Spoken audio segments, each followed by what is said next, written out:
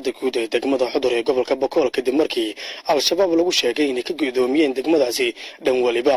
Hadda waxaa ku sugan degmadaasi ra'iisul wasaaraha xukuumadda Soomaaliya Xasan Cali Kheyre isagoo doonaya inuu ogaado xaaladda guud oo ay ku nool yihiin shacabka degmadaasi.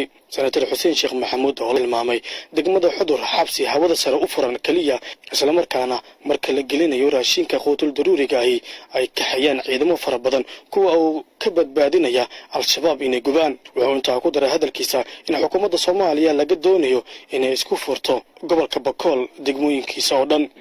aad bay u adag tahay waxaan sheegnay nolosha meesha laakiin dadka oo la qabsaday guud ahaan dhibaatooyinka deegaanada ka jira oo amni darrada ay ka mid tahay darteed baa isaga nool yihiin Ilaahay baa iska noolaysta.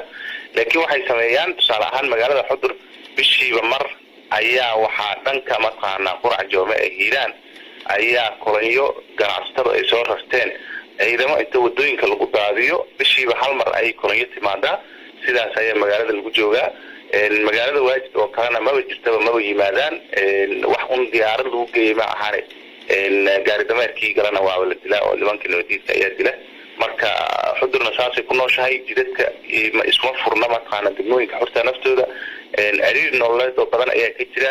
xalka kaliya ee meesha ayadoo dhibaato badan oo bani aadamnimo ay jirto oo horumar mataqaana ay u baahan tahay deegaankii adeegyo waxbarasho iyo caafimaad ay u baahan tahay laakiin waxaa intaas dhan ka sii daran waa dhanka amniga in dadkaas mataqaana jidadkooda ay xoreysaan ayaga oo dowladnimada iyo nimanka nabadiidka dowladda diriraya ayay gacan dowladeed waayeen. waxaan rajaynaynaa marka inay hadda heli doonaan adeegaas dhanka amniga laga caawin doono insha Allah. muddo ka badan sanad ayay go'doon ay ku jirtaa Xudur balse hadda ayaa la raadinayaa xalka looga qaadayo go'doonka saaran degmadaasi.